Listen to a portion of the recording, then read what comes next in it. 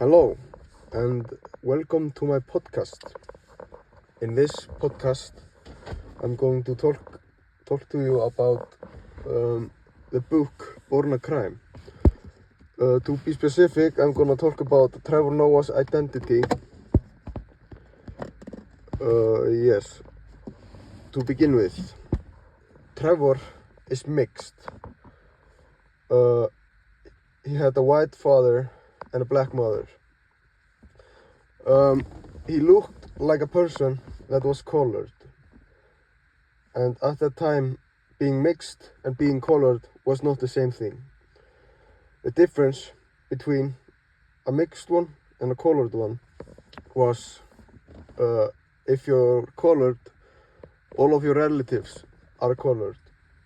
So, for example, a colored person would have a colored mother and a colored father. But a mixed person had maybe, for example, a black mother and a white father. At the time, that was a crime. Because of a thing that was called apartheid that was made to separate the races.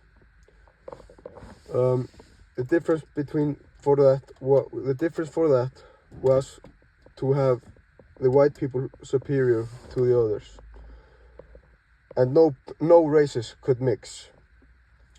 So there comes the title to the book. Trevor Noah was born a crime, because it was not legal for him to be born, because of his mother and his father. They were different races. His mother was a very religious woman. She went to church every Sunday, and all of the churches for each race.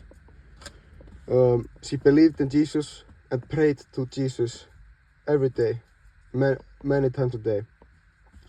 And she always believed that every little obstacle or task would be a challenge that Jesus was sending her to test her and test Trevor and test her family. Trevor Noah was not so religious, and in the book he often made fun of how religious his mother were, and he didn't really believe that Jesus was sending those tasks, and he believed more in like common sense that accidents can happen sometimes. Like, for example, when the car broke down, his mother thought that it was the devil trying to stop them to go to church, but Trevor believed in more common sense that the car may just have broke down.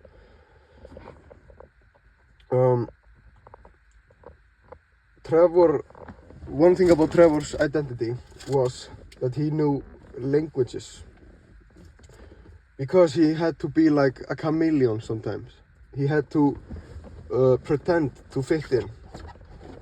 Then he learned languages of many people, of many races. He knew English, very good English, and he knew the languages spoken in different tribes in South Africa.